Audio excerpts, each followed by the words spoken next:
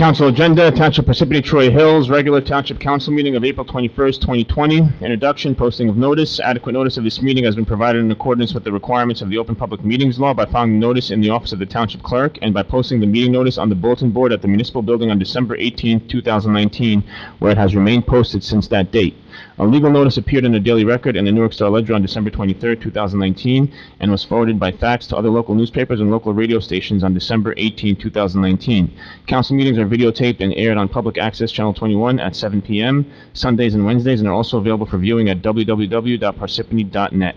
I ask everybody to stand for the flag salute, please. Pledge allegiance to the flag of the United States of America and to the republic for which it stands, one nation, under God, indivisible, with liberty and justice for all. Okay, roll call. Mr. Carriffy? Here. Ms. Grignani? Ms. Grignani? Here. Okay. Ms. McCarthy? Here. Ms. Peterson? Here. And Mr. DePiero? Here. Also in attendance are Mayor Michael Soriano, Township Attorney Jim Lott, Business Administrator Keith Kazmark, CFO Ann Cucci, Township Clerk Colette Madden. Council President, we have a quorum. May I begin? Please. Okay. Upcoming meetings, May 5th, 2020 at 7 p.m. That's an agenda meeting. May 19th, 2020 at 7 p.m. That's a regular meeting. Approval of minutes will be on for the next meeting. Now under presentations and reports, Mayor. Thank you, Clerk. These are unusual times. I don't need to hit that point home too hard for people because we all get that. Right now, I'm still working on a budget that I intend to have in the hands of council members by the end of this week. Now, I just want you to understand, council, that literally every week there are new bills, orders, and changes at both the state and federal level. Now, with these changes to revenue streams and timelines, it's been difficult to make a living document that will last all year. I'm not sure of how many towns have already submitted budgets during or before the pandemic began and the state emergency was declared, but this budgeting process has been taking time. But I want to put forth a budget that's fiscally responsible now and for the future, as well as one that's mindful of the financial crisis that is currently impacting our residents, our town, our state, and our nation. Above all else, I want to make sure residents of Parsippany can stay in their homes and pay their bills. Now, this COVID-19 pandemic has been ongoing in New Jersey for over a month, and it's taken a real toll on our community. And I just want you to know that at least at this point, what I understand, that we've had 41 departed souls here in Parsippany. That's 41 families impacted. And that's a number that grows every other day and is haunting me. And if you are interested in keeping up with those numbers, the Morris County website is the most up-to-date source of information. You can find daily updates at health.morriscountynj.gov/coronavirus. Now, while we should all be devastated by the toll this virus has taken on our lives and health, we also need to remember how many times worse the impact would be if we were not practicing safe social distancing. Every week, the rate of new cases is dropping significantly, but this is not going away, not yet. Social distancing and related measures are working to flatten the curve, and every week we keep this up is another week that hundreds, if not thousands, of lives are saved. We're not out of this crisis yet, and we must maintain what we've been doing if we don't want this virus to spike a second time. Now, with that said, we have been getting some assistance and some help from the federal government as well. I was informed that just recently we are in receipt of over $21,000 of stimulus money. Okay, where did this come from, Chief Financial Officer? It was deposited. It was just deposited to our account today, okay? Yeah, so it's a stimulus payment. It's a CARES Act relief stimulus payment. And also, Congresswoman Cheryl's been working very hard. She appropriated $127,000 for Parsippany's fight against COVID-19. Now, with that said, I'd like to end with true thanks to our first responders and essential workers. You know, there's not a person around right now who's had things easy, but these brave souls are going out into the world every day at tremendous risk to keep us safe. EMTs, nurses, grocery store workers, sanitation people, and delivery people. And so many others deserve not just our gratitude, but our support as we move through this pandemic and beyond. That's all I have to say. Thank you, Council, for your time, and God bless you all. Thank you, Mayor. President, if I may, I have a question of the mayor. Go ahead. The $21,000 that has been given to us by CARE, is that the CARE Act? Is that in addition to the $127,000 that I understand from last meeting is going to be earmarked to our health department? That is my understanding, that the 27,000 is on top of the 127,000. Yeah. Okay. But I can get that confirmed for you. Go ahead, Ann. Yeah, hi Loretta.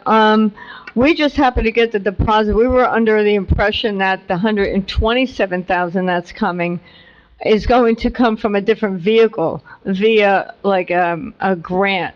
So I spoke with some of my colleagues. No one else has gotten this yet. So we're going to treat it like a grant since we don't know the rules yet. And I'm not sure if it's part of the 127,000, but it wasn't supposed to be processed the way it was. We didn't expect to get this. So I'm going to put it in as a grant, and we're researching right now to make sure we spend it the right way. We are, though, getting quite a bit of donations for the food pantry. We've decided to, my office anyway, separate all the food pantry money from any other money and put it in as a dedicated by rider. You will see it on the next council meeting, because we are getting, I'm telling you, donations everywhere, which is just wonderful. And that's going to be available from Michelle Pacone. In addition, we've set up a special account for her to be able to go shopping at ShopRite for the people and be able to get goods like that. So we're really very busy with that. Okay. I have another question, please. The 41 departed. Do we know if a majority of them have come from our long-term care facilities, or are they coming from other venues? I believe Business Administrator Kazmark has numbers related to how many are coming out of the long-term care facility. I think it's about 27, is that correct? Yeah. Through you, Council President, to Councilwoman Gragnani, 27 of the 41 deceased were living in some sort of senior facility when they passed away. So that comes from our health officer. I had a conversation with Carlo yesterday about this very issue before I was given these numbers for tonight's meeting. He is monitoring each of the facilities here in Parsippany. There was actually an online article last night that summarized all of the senior living, assisted living, nursing home types of facilities throughout the state of New Jersey. It was separated by county, and it indicated the number of COVID-related illnesses in each of those facilities, and then a corresponding column reflected each of the number of deaths in each of those facilities. So Carlo is monitoring that. The only way that those numbers can be given out by facility is through the New Jersey Department of Health. The local health department does not have the legal authority to issue those numbers. They must be reported out by the New Jersey Department of Health. But yes, 27 of the 41 were in that environment when they unfortunately passed. Thank you. I have a comment, if I may. Out of the 400 plus cases that have been identified in Parsippany of the coronavirus, I asked our business administrator first, and then he hooked me up with Carlos the next day. I can't imagine that we don't have clusters, 10 or 12 in the same area, same apartment complex or same neighborhood. But according to Carlos, we have no clusters in Parsippany. I find that hard to believe, first of all, but because I would like us to be proactive if we could. If we did have a hot spot, then we should be petitioning for more testing kits and test everyone in a complex or in a neighborhood to identify the person who's carrying the virus that's spreading it. But without having any hotspots identified, we're just sitting here counting numbers and we can't do anything about it. We're reactive, not proactive. Well, Mr. Council President, this is Mayor Soriano. Now, right now, we have HIPAA laws, and those HIPAA laws do not allow I'm not looking. government. Mayor, No, I'm no, not no, looking- Michael, please let me finish. Or name. HIPAA laws do not allow us to know exactly where the people live or their names, revealing their identity or giving it to the government. However, the health officer is the only one that can know those, so he is the one managing that. And by the way, you and I can agree on one thing. We certainly need to do more testing. I wish we had our own testing kits in here, Parsippany. I wish I could test everyone in this township, but we don't have that. But I agree with you on that. I wish there was a way you and I could work together to get testing kits for this entire town, but Mayor, that's just not happening. With HIPAA laws. I was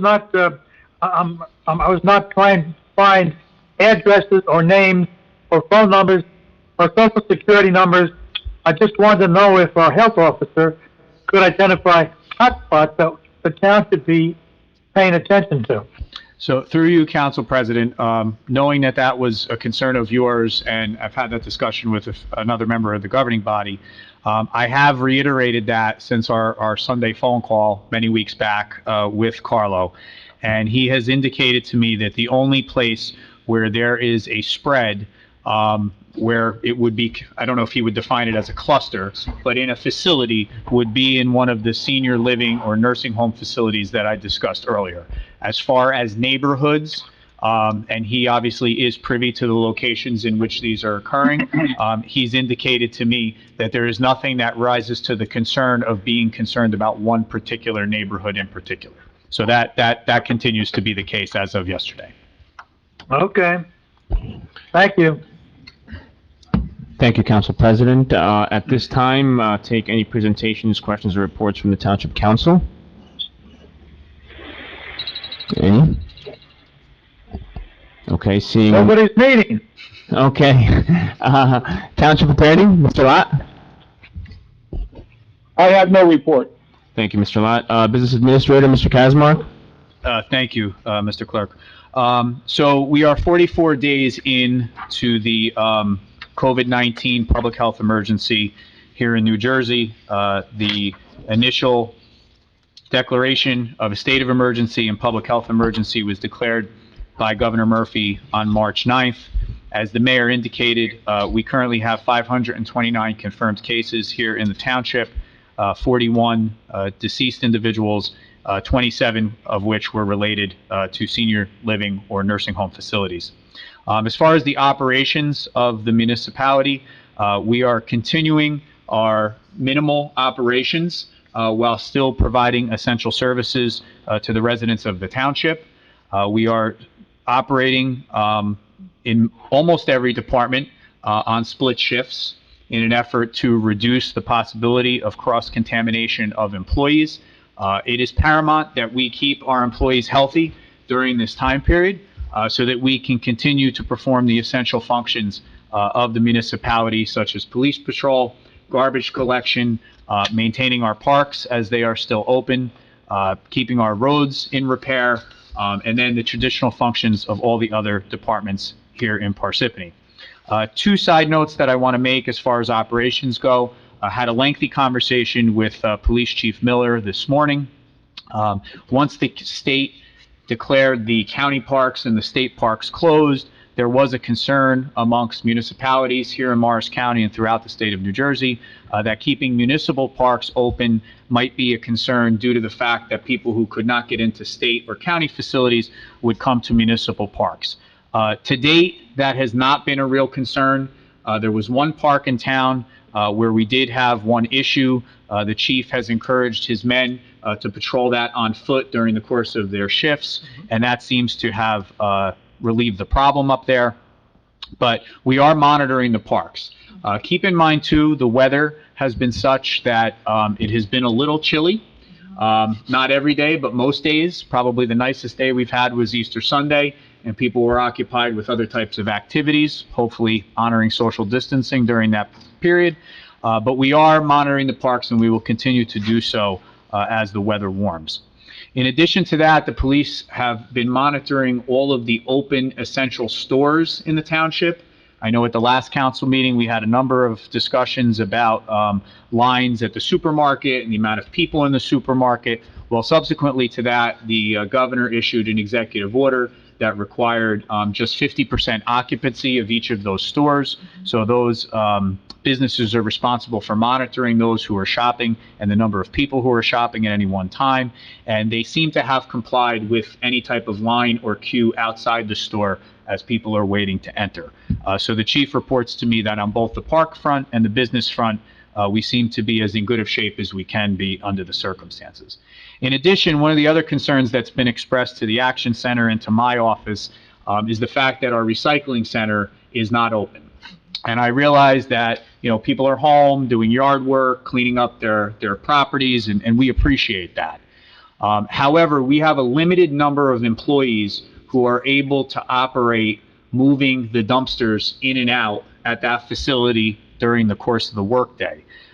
There are only 2 people, and they are on split shifts at DPW who have the ability to do that, and they are both responsible for collecting trash, specifically in our apartment complexes here in Parsippany.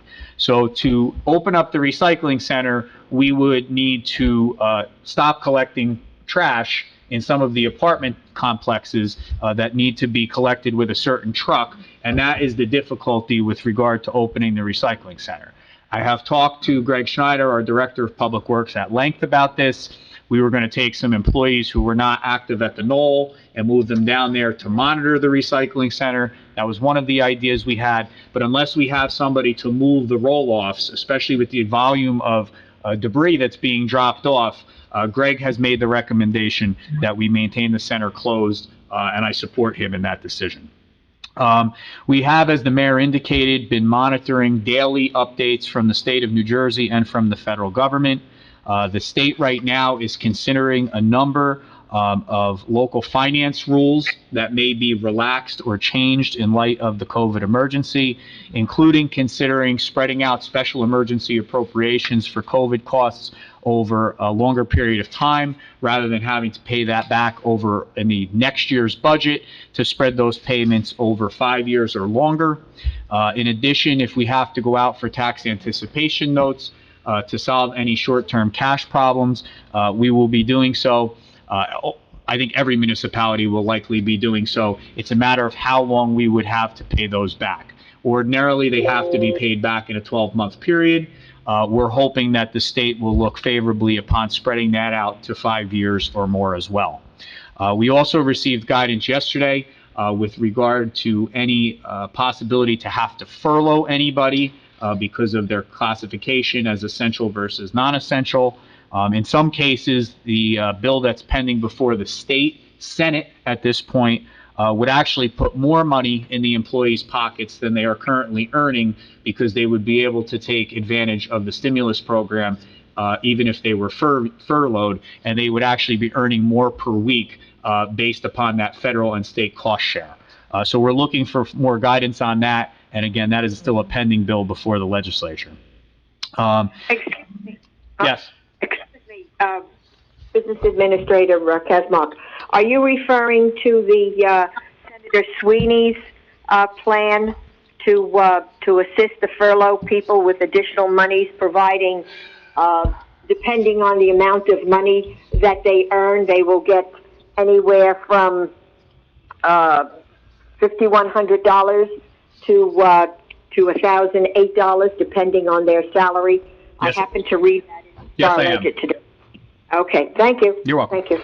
The other piece that we're asking for support on from the legislature is if in fact we need to borrow any money, whether it be tax anticipation notes or any other form of short-term funding, that the county and the Board of Education share the expense that we take on by freeing up cash flow. Because obviously, if when tax collection comes in, and we'll talk about that in a moment, we have to pass those dollars on to the to the county and to the Board of Education.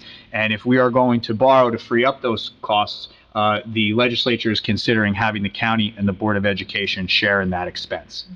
We're monitoring FEMA reimbursement. Justin Lizza, our township engineer, is calculating all of those costs. We do have some guidance from the federal government that there is a possibility that we can recuperate some of the costs relative to COVID through FEMA, so we're taking that very seriously as well. We've provided information for small business assistance programs to small businesses that have reached out in the township, and we have implemented the new FMLA leave guidance that has also been presented by the Federal Department of Labor. With regard to tax payments, it does not look like the state of New Jersey will take any action in adjusting or moving the May 1st deadline. So as of this council meeting, and I believe it will stay this way, the May 1st deadline stands. Municipalities do have the legal authority to adjust the interest rate. Every year we set the interest rate within the township. I believe it's 8 and 18%, and which is the maximum allowed by the statute. Townships, municipalities throughout the state can adjust those numbers. What we cannot do is waive interest. And what we cannot do, we have to adjust it from the 8 to 18 and bring it down to 0 if that's what we elect to do. Now, about a week ago, the New Jersey League of Municipalities presented guidance to municipalities throughout the state. In the last couple of days, it has been reported out on our county conference calls that the Division of Local Government Services does not necessarily concur in its entirety with the guidance that the League of Municipalities put out. So that is why tonight there is not a resolution to be considered by the council to adjust the interest rate. The state has asked all the municipalities who have not taken action yet to wait until the guidance is released by the Division of Local Government Services before taking any action. So with that, and this is directed to the council president, Mike, there is a real possibility that sometime between now and May 1st, we may need you to direct the clerk to call a special meeting in order to adopt a resolution that would adjust the interest for a period of time that will be determined in consultation between the mayor and between the town council. And that is all I have. Thank you. It would make sense that we would adjust it downward because of the financial problems that a lot of people are having right now. I'm glad you agree, Michael. But the problem is we don't know how low we should go. Well, Mike, through you, the software package that we have, and this is not just us, but this is the software package that almost all the municipalities in New Jersey used for collection of taxes, will only enable us to adjust it to 0. So I can have a more specific offline conversation with you tomorrow if you'd like about the specifics of that. And once I get the guidance, I would like to have a conversation between the council and the administration, obviously without a quorum present, to discuss exactly how we're going to enact this and for what period of time is best for Parsippany. So I look forward to having that conversation with you before the end of the week. Okay, fine. Thank you. That's all I have, Mr. Clerk. All right, thank you, Mr. B.A. I don't have any report at this point. Township offices and committees, nothing? There's no meetings. Just one thing. The planning board is having a phone-in meeting on Friday at noon. They're not going to hear any new cases. This is strictly to vote on, to memorialize previous actions that the planning board has taken so that they can be memorialized and acted upon. Thank you, Council President. At this time, I'm gonna move on to bids. Taken, none. To be taken, April 22nd, 2020, well redevelopment services, pumping system replacements. April 23rd, 2020, 2020 road resurfacing, curb and sidewalk program. April 24th, 2020, Smithfield Park D field improvements. C, quotation proposal qualifications, none. At this time, I'd like to entertain a motion to open up the public hearing. Make a motion. Second, Janet. Okay, motion made by Mr. Carriffy, seconded by Ms. McCarthy. Roll call, Mr. Carriffy? Yes. Ms. Grignani? Yes. Ms. McCarthy? Yes. Ms. Peterson? Yes. Mr. DePiero? Yes. Okay, the floor is open to the public. At this time, I will go ahead and read the comments and/or questions, and then we'll address them as we go along. The first comment is from a Miss Sharon Jacobs. And what she's stating is, Dear Mayor Soriano and council members, I hope you and your families are all doing well during this very difficult time for all of us dealing with this unbelievable pandemic. Please be safe. I apologize for bringing this to your attention during this nightmare that we're all dealing with COVID-19. It saddens me to think that while we're all on lockdown due to this killer virus, the Rainbow Lakes Community Club seems to be running their club's business as usual. With thousands of people out of work, sick, and dying, this club, the Rainbow Lakes Community Club, mailed the attached letter. I received my letter on April 8th threatening liens for non-payment of their dues and the threat of our credit rating being affected. Their actions and words are absolutely disgraceful. Not even a pandemic will stop their bullying. Shame on them. Thank you, Karen Jacobs. Now, before we address this one, I just want to read another one into the record, a very similar comment from a Miss McKenna. She says, Good afternoon, Parsippany-Troy Hills Council. I hope all of you and your families are staying healthy during this COVID-19 virus pandemic. Please find attached the memo which Rainbow Lakes recently has sent to all neighbors who have not sent their 2020 dues. I personally feel with people losing their lives in hospitals, at home sick, temporary layoffs, etc., and then to receive this in the mail is awful.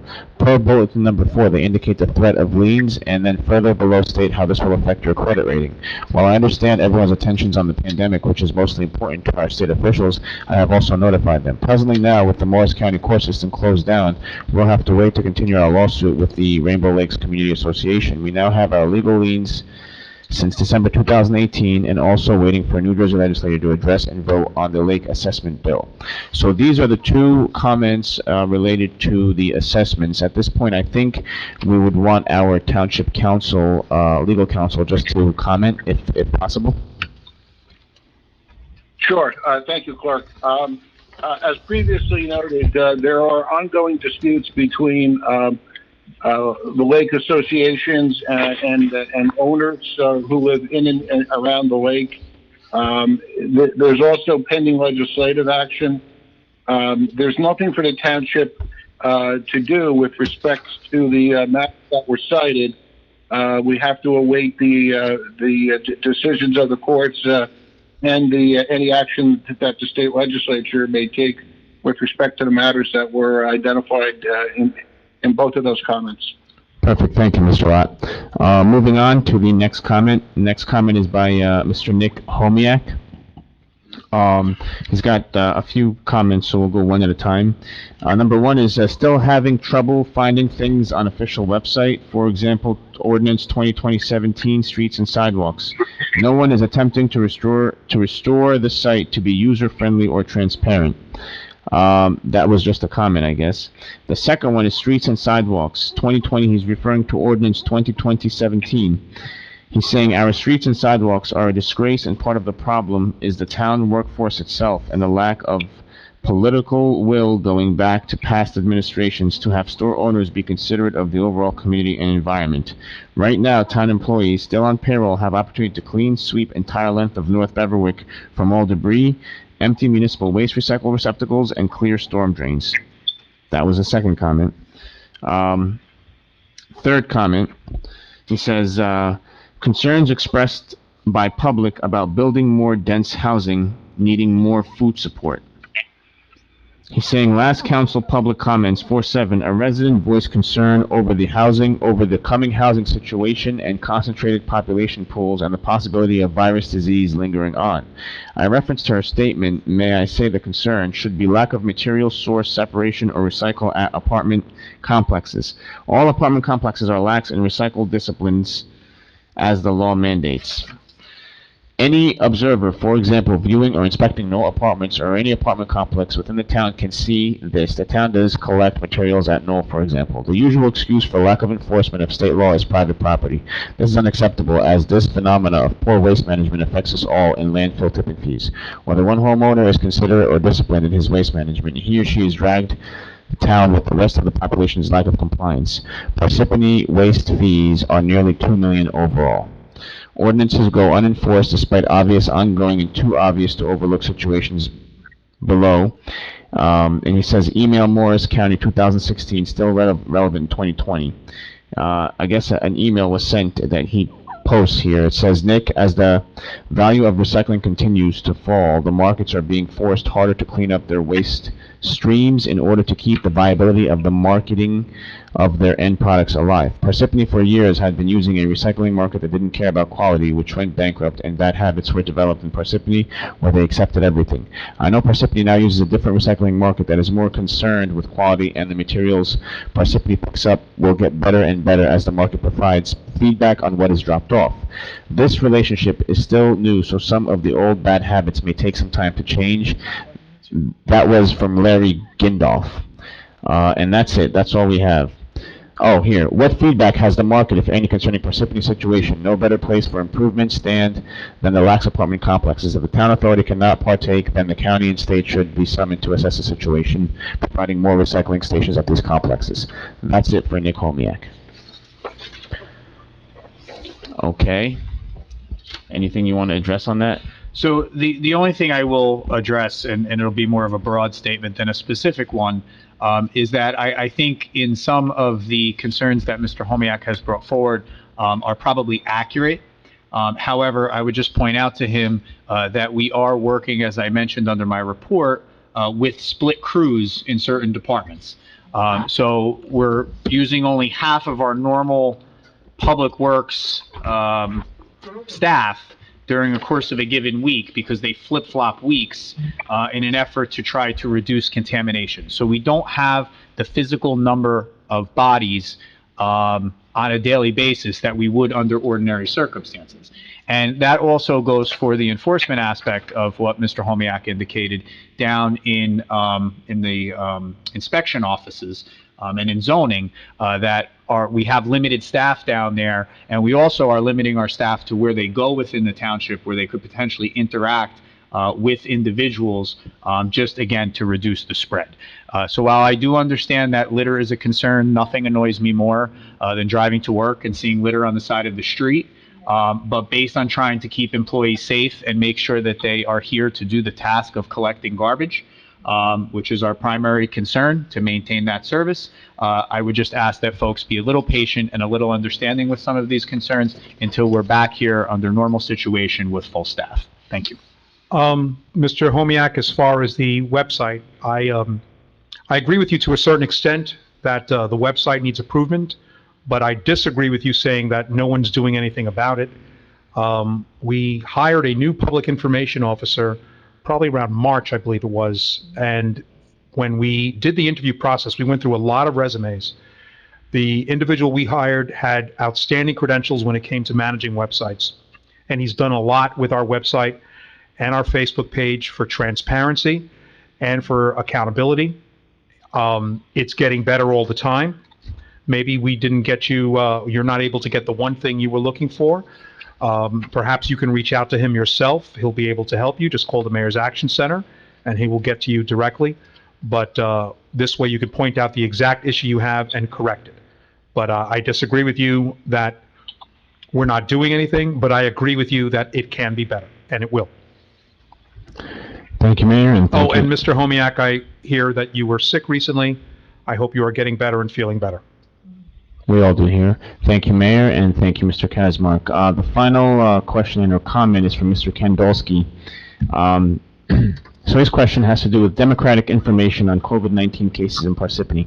As of Monday, 4/20, there were 485 confirmed COVID cases in Parsippany, according to the Morris County website. The daily increase has averaged 22 for the past week and shows no signs of slowing. It is rapidly approaching 1% of residents. Given the well-known issues surrounding these reports, it is likely that the real number of cases is close to 10% of all residents. I understand the HIPAA laws prevent release of certain information about individuals and would like to know if this includes occupational or behavioral information about groups of people, not individuals. The reason for asking is that I think residents want to know what they can do about these cases in terms of types of occupations that may be risky, such as healthcare workers, police, fire, and other first responders, and workers in high-volume locations such as food stores and pharmacies. It would also be helpful to know the percentage of these cases that are in senior care centers, group homes, or nursing homes. Other useful information would be behavioral, such as if some of these people are commuting to NY. New York. Right now, we have no information from any sources as to what is causing the steady increase and no idea if this is putting us at more risk. I assumed you are as alarmed as the rest of us that we may have 10% of our population infected and zero information about the factors behind these cases. If the great majority of these cases are due to occupational and behavioral factors, that makes sense. Then I would think it would help the rest of us feel more in control of our own situations. If there's no causal or risk-related information and infections appear to be random events, we should be extremely concerned that staying at home is not very effective. Bottom line, information is power to manage our lives. I ask that the TC and the administration do whatever it can to see if it can provide us more information on this life and death phenomena. TC. One more. Township Council. Oh, okay. Sorry, I shouldn't have abbreviated. All right. The other one, he talks, Ken, he's talking about the medium of communication, as he had asked initially why we're not using Zoom and other these mediums of communication, and we had indicated that as a township we said we weren't going to do that for security reasons, security to our networks. Ken has come back basically and stated that during the 4/7 meeting it was stated that while town is in compliance with the Open Public Meetings Act, it can consider other more interactive forms of meetings. Every business and institution in this country uses a form of video teleconferencing. There are hundreds of high-quality teleconferencing vendors with great reputations for security, including Cisco, AT&T, and Verizon. Each vendor provides adequate security for these businesses who depend on security for their existence. On the contrary, I understand that a town council's objective is transparency in everything, except closed sessions is meant to be open to the public. Therefore, I do not understand the council's position on this topic. I would like to hear more details as to the types of information they fear could not be secured and how they came to this conclusion. Clearly, the town council is using teleconferencing now to conduct meetings. Adding the ability for residents to call into the service during the public portion should be strongly considered. Other government meetings in which I have participated including the New Jersey Transit Board meeting and a series of NJDEP stakeholder meetings earlier this year use this technology. Why can't Parsippany do the same? I just want to address that to Ken Dolsky. Jersey Transit. Exactly, Mr. Dolsky. We understand that other forms of government are doing what they feel is best for them. At this point in time, Parsippany does not feel that using these measures is best for the township and its security. Zoom has security problems. Issues. And as far as what security issues are, I can't speak at that because I'm not IT, but what I can tell you, Mr. Dolsky, is that we are looking into other measures of teleconferencing, not Zoom and not those, but other possible measures in the event that this thing is prolonged, and we are trying to get participation of the public live. We totally understand that this is not live, but we are meeting the requirements of the Open Public Meetings Act by still allowing public to speak and to give their comments and or questions. So we are doing what we can, and we ask for you to be patient and work with us during these times, and we are doing the best we can to try to accommodate that. Thank you, Mr. Dolsky. Okay, at this time, would anybody else want to address anything of Mr. Dolsky with regards to the COVID comment? I will just reiterate what I think was said earlier in the meeting, which is that we are responsible to maintain and respect all HIPAA laws.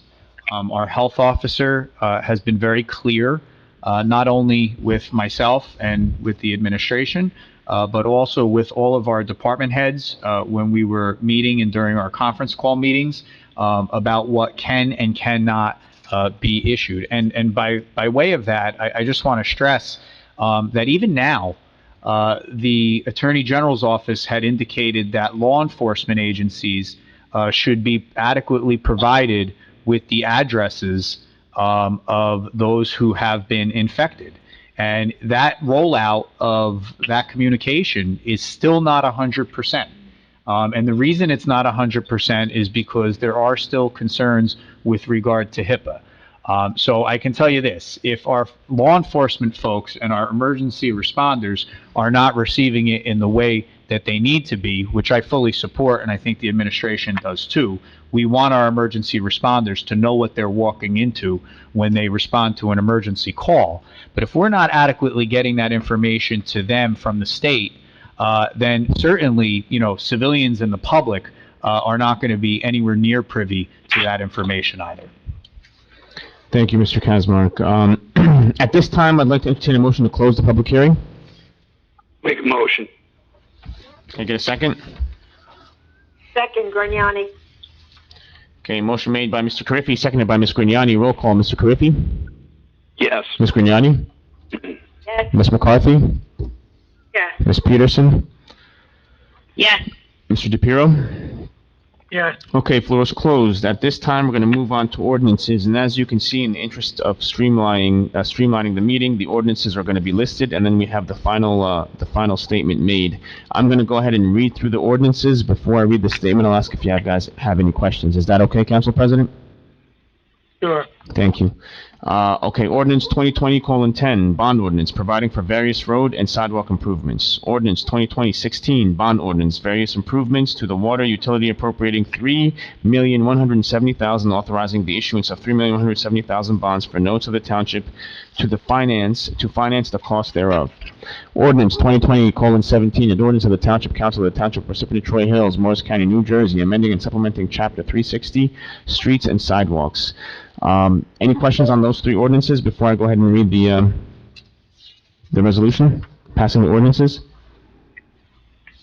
Okay, be it resolved that the above ordinances be introduced, read by title, and passed on first reading at the meeting of the Township Council of the Township of Parsippany-Troy Hills held on April 21st, 2020, and that said ordinance be further considered for second reading and final passage at a meeting to be held on May 5th, 2020 at 7 p.m. prevailing time or soon thereafter as the matter may be reached at the municipal building in said township, at which time all persons interested shall be given an opportunity to be heard concerning said ordinances. Be it further resolved that the clerk be authorized and directed to advertise said ordinances with the notices of introduction thereof being published in the official newspaper according to law. Motion to approve the above resolutions. Make a motion. Second? Second? Second. Got it. Motion made by Mr. Carriffy, seconded by Ms. McCarthy. Roll call, Mr. Carriffy? Yes. Ms. Grignani? Yes. Ms. McCarthy? Yes. Ms. Peterson? Yes. Mr. Carriffy? Oh, Mr. DePiero, I'm sorry. I apologize. Yes. Sorry about that. Okay, now moving on to the second reading and public hearing. It's going to be the same thing for these ordinances as well. We're going to have one public hearing at this particular point for all ordinances. Okay, beginning second reading and public hearing, ordinance 2020:08, amending Chapter 51, accumulation and use of funds of the Code of Parsippany-Troy Hills. Ordinance 2020:09, amending ordinance number 2019:30, entitled an ordinance establishing hourly wage ranges for blue-collar employees of the Township of Parsippany-Troy Hills. Ordinance 2020:11, amending and supplementing Chapter 290-4 and A44-37 of the code related to no country club utility fees. Ordinance 2020:12, authoring the conveyance of Block 765, Lot 66, and 81.1 to Wildlife Preserves Incorporated. Ordinance 2020:13, petitioning the Highlands for plan conformance for the planning area. Ordinance 2020:14, amending and supplementing Chapter 225, land use subdivisions and site plans related to the land constraint regulations. Ordinance 2020:15, authorizing to sublease a portion of Lot 2 in Block 43, as well as an amendment to the lease agreement with the Board of Education for Lot 3 in Block 388. Okay, the notices for the ordinances above were published in the Daily Record, the official newspaper of the Township of Parsippany-Troy Hills, on March 23rd, 2020. The ordinances were introduced at the March 17th, 2020 regular meeting.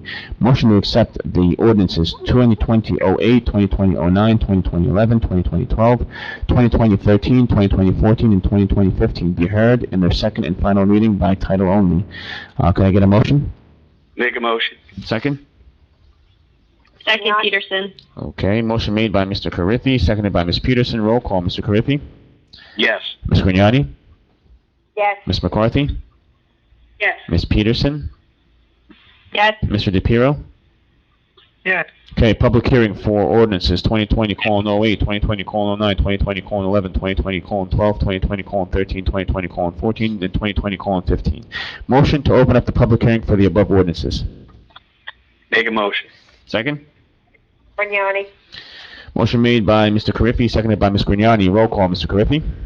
Yes. Ms. Grignani? Yes. Ms. McCarthy? Yes. Ms. Peterson? Yes. Mr. DePiero?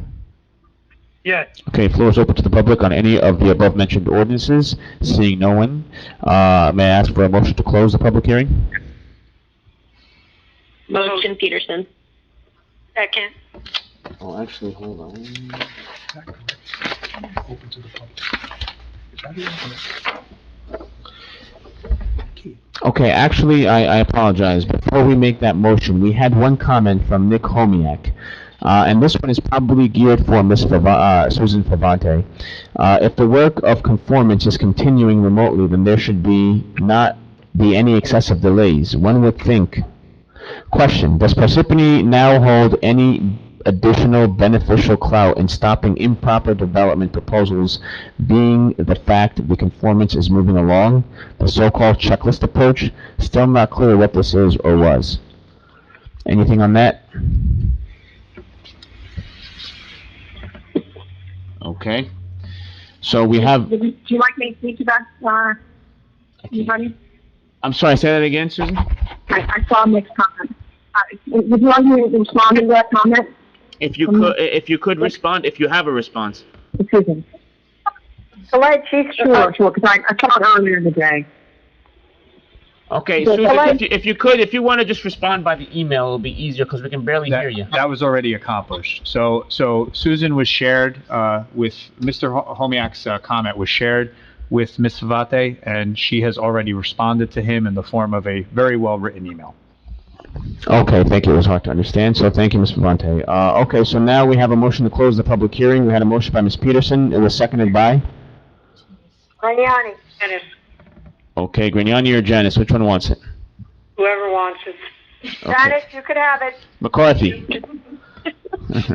So seconded by Ms. Peterson. No, it was motion made by Ms. Peterson, seconded by Ms. McCarthy. Roll call, Mr. Carriffy? Yes. Ms. Grignani? Yes. Ms. McCarthy? Yes. Ms. Peterson? Yes. Mr. DePiero? Yes. Floor is closed, whereas the above ordinances were read in title on second reading and hearing held thereon, now therefore be resolved that said ordinances be passed on a final reading and that a notice of final passage of said ordinances be published in a newspaper according to law. You need a motion? Make a motion. Second? I'll take it, Grignani. Okay. Motion made by Mr. Carriffy, seconded by Ms. Grignani. Roll call, Mr. Carriffy? Yes. Ms. Grignani? Yes. Ms. McCarthy? Yes. Ms. Peterson? Yes. Mr. DePiero? Yes. Okay, motion passes. Moving on to the non-consent agenda, we have Resolution R 2020-100, authorizing emergency temporary appropriations, capital improvement fund. Motion to approve the resolution above. Motion. Janice. Okay, motion made by Ms. McCarthy, second. Grignani. Okay, second. So motion made by Ms. McCarthy, seconded by Ms. Grignani. Roll call, Mr. Carriffy. Yes. Ms. Grignani? Yes. Ms. McCarthy? Yes. Ms. Peterson? Yes. Mr. DePiero? Yes. Okay, motion passes. Now moving right along to the consent agenda. Be it resolved, all items listed with an asterisk are routine and non-controversial by the Township Council and will be approved by one motion. There will be no separate discussions of these items unless a council member so requests, in which case the item will be removed from the consent agenda and considered in its normal sequence on the agenda. Need a motion to approve? Make a motion. Second? Second. Janice. Motion made by Mr. Carriffy, seconded by Ms. McCarthy. Roll call. Mr. Carriffy? Yes. Ms. Grignani? Yes. Ms. McCarthy? Yes. Ms. Peterson? Yes. Mr. DePiero? Yes. Okay, motion passes. Moving right along to the approval of payroll and bills list. CFO Nkuchi recommends authorization for payment, authorized payment of the May 1st, 2020 regular and miscellaneous payroll estimated at $1.6 million. Payment of bills from voucher list of 5/1/20 through 5/3/2020 is $1,229,983.08. Motion to approve the authorization. Motion. Second? Second, Janice. Okay, motion made by Mr. Carriffy, seconded by Ms. McCarthy. Roll call, Mr. Carriffy? Yes. Ms. Grignani? Yes. Ms. McCarthy? Yes. Ms. Peterson? Yes. Mr. DePiero?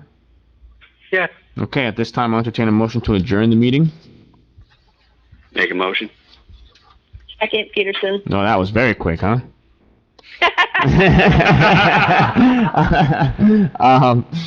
Just kidding, Miss Peterson. So motion made by Mr. Carriffy, seconded by Miss Peterson. Roll call, Mr. Carriffy. Yes. Ms. Grignani? Yes. Ms. McCarthy? Yes. Ms. Peterson? Yes. Mr. DePiero? Yes, and before we adjourn, we're going to have a special meeting, I assume, as soon as the administration finds out about, the penalty, for late payment. That's true.